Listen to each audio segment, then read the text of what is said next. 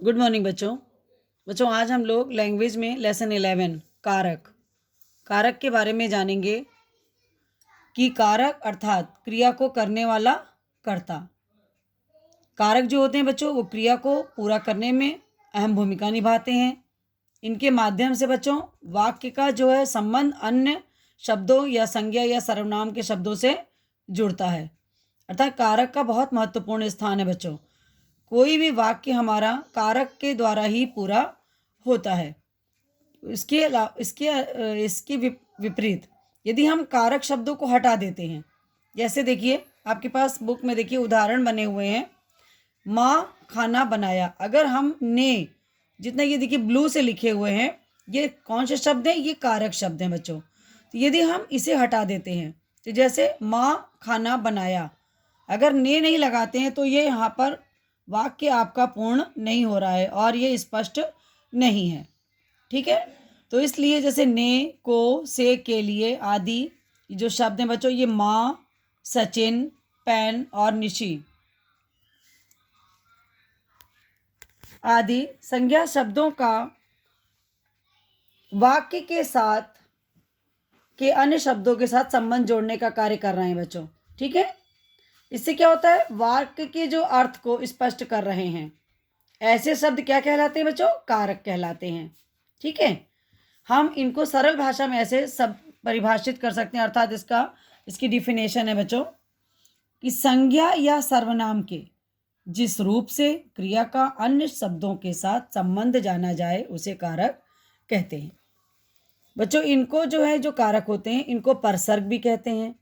संज्ञा सर्वनाम का वाक्य के अन्य शब्दों से संबंध बताने वाले जो ये चिन्ह होते हैं, इन शब्दों को चिन्ह भी कहते हैं। ठीक है, कारक चिन्ह, विभक्ति चिन्ह या परसर्ग भी कहा जाता है। तो आपने देखा बच्चों कि ने, को, से, के लिए, द्वारा, में, ये जितने भी शब्द आप पढ़ते हैं ये सब क्या है? कारक हैं। ठीक है, कारक के 8 भेद होते हैं। कर्ता कारक, कर्म कारक, करण कारक, संप्रदान कारक, अपादान, संबंध, अधिकरण, संबोधन। तो बच्चों ये 8 कारक के भेद हैं। ठीक है, इसके बाद हम देखेंगे कि कारक के यहाँ पे देखिए भेद लिखे हुए हैं और यहाँ पर परसर्ग या विभक्ति अर्थात उनके ये चिन्ह हैं। ठीक है, जिनके द्वारा हम इनकी पहचान करते हैं कि यहाँ पर कौन सा कारक है। यदि ने शब्द है बच्चों तो इसका मतलब है कि यहाँ पर ये कर्ता कारक है।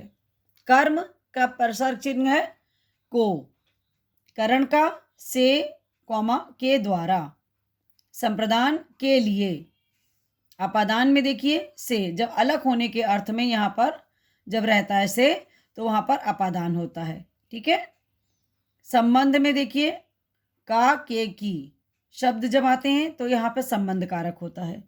में, पर का जब हम ये प्रयोग करते हैं तो यहाँ पर अधिकरण कारक होता है। संबोधन में बच्चों हे, अरे जब हम संबोधित करते हैं इसका अपना कोई विभक्ति चिन्ह नहीं होता है। ठीक है बच्चों, यहाँ पर हे, अरे जहाँ पे संबोधित करते हुए जो शब्द हमें मिलते हैं ये संबोधन कारक के अंतर्गत आते हैं। ठीक है, इसके पश्चात हम लोग देखेंगे बच्चों इसमें, अभी तो हमने देखा कि कारक किसे कहते हैं, कारक के कितने भेद होते हैं और उनके विभक्ति चिन्ह। ठीक है, इसके पश्चात आप देखेंगे कि कर्ता कारक ने, आप इनको कैसे पहचानोगे? शब्द के जिस रूप से कार्य के करने का पता चलता है बच्चों उसे कर्ता कारक कहते हैं। इसका विभक्ति चिन्ह अभी आपको मैंने बताया ने। उदाहरण भी देख लीजिए, रश्मि ने चाय बनाई। कर्म कारक को, क्रिया का प्रभाव या फल जिस संज्ञा या सर्वनाम पर पड़ता है उसे कर्म कारक कहते हैं। अध्यापिका बच्चों को पढ़ाती है। ठीक है बच्चों, यहाँ पे क्रिया का जो प्रभाव है बच्चों वो किस पे पड़ रहा है? संज्ञा या सर्वनाम पर। करण कारक से, के द्वारा, करण का अर्थ होता है साधन। जो क्रिया होती है बच्चों हमारी वो जिस साधन के द्वारा संपन्न होती है वहां पे करण कारक होता है। जैसे रोहित बस से स्कूल जाता है, साधन यहाँ पर है देखिए बस। ठीक है ना, तो ये हो गया साधन के द्वारा। संप्रदान के लिए और को, कर्ता जिसके लिए बच्चों कार्य करता है या जिसे कुछ देता है, जहाँ पे देने का कार्य होता है, वहाँ पे क्या होता है? संप्रदान। जैसे डॉक्टर ने मरीज को दवा दी, तो यहाँ पर डॉक्टर ने क्या किया? मरीज को दवा दी। ठीक है। नेक्स्ट देखिए अपादान, अलग होने के अर्थ में। यहाँ पर देखिए, जब पता चलता है हमें कि पेड़ से फल गिर रहे हैं, तो फल पेड़ से क्या हो रहे हैं? अलग हो रहे हैं। तो यहाँ अलग होने के अर्थ में बच्चों अपादान कारक है।